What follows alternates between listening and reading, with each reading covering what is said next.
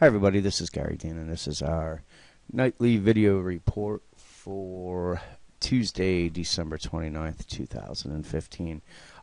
So we're moving into the final days of trading for 2015, and I can honestly say most, whether it be professionals or even a lot of newsletters, most of them are, they look for their trend trades, and this was probably one of the worst years that you can ever be going into that type of trade, because typically the way that they're managed is you take a position and then you put a stop at the previous high or at the previous low if going up. And this line right here, this was 2015, start and finish, and we're pretty much right there.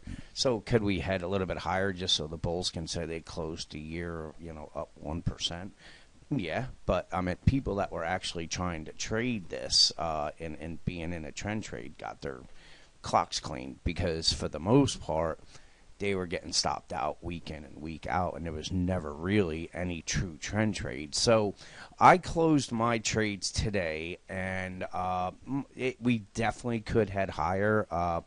Really, my main reason was I got surprised. I didn't see this move coming, and when it came, it was just made the trades very difficult. So to me, I think I may have made $100 after all of those trades, and it wasn't when you get caught, when you get surprised, probably the best way to put it, and you can walk away and make $100 or even lose a couple hundred here and there.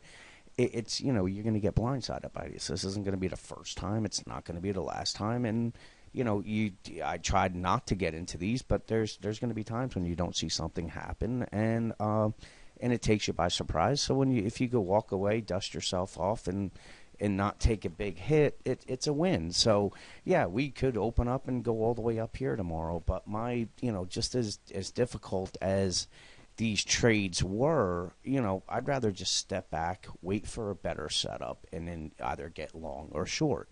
So if they end up kind of bouncing around here and then heading up, we have bearish divergences right now, but they're not, because you can see the price oscillators heading up. So it's not your true divergence yet. Not like you want to see them heading down like this as we're making a high. That's a good divergence.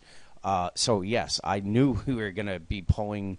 We were going to get a pullback, and that's kind of why I closed the those original trades off of it. But the problem was, I didn't see it coming all the way down here and started buying back very, very early. So yes, we could head higher. We could kind of go sideways a little bit and then up and make the C, or we may top out right here and head down. And that's really one of the reasons why I just wanted to kind of move to cash, wait for a better setup, get a better entry, and make it where these trades are easier and they weren't as difficult as this. So pattern I've been showing you, ABC, it would make sense if we had up here. But like I said, we do have some bearish divergences, pretty overbought right here. And, this is your A, B, and now we're making this final C. So I really didn't have the desire to hold on to the last, say moves here, even though it would have helped out the trades, because you're risking it's not going to come up here and we're going to move down. So really what you want to see, the bulls, they want to try to hold the 2062 and then the 2044. That's really going to be the line in the sand. But there's also a gap right here at 2057. So, that's what makes the bulls a little bit vulnerable there. Now, on a 15-minute chart, here we do have some bearish divergences here. So again, I didn't really feel the need to try to continue to hold, onto the long position for possibly some more gains when we ran into resistance. We have bearish divergences, but I'm not ready to take a short position. So again, I just moved to cash. If they move higher, yeah, it will suck, but again, to me, there's times when when you just take a trade and say, hey, it didn't work out, the way I planned, and you step aside. So we have bearish divergences at resistance.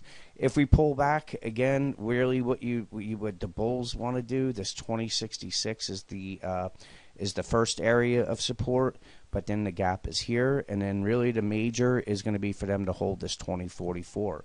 So that's really about all I have right now. It was the bearish divergences on the 15-minute chart here when we were at resistance that had me saying, hey, I just want to get out of here, out of the trades, move to cash, and then wait for a better setup. So let's see what plays out tomorrow. I don't know if I'm even going to be into making any big trades tomorrow. We'll see. Morning notes really aren't going to be that important overall, just because we're cash right now. So for some reason I'm away from my computer or whatever, we're cash, so you don't really have to worry about things. But in any case, have a great night, and I will talk to you guys tomorrow.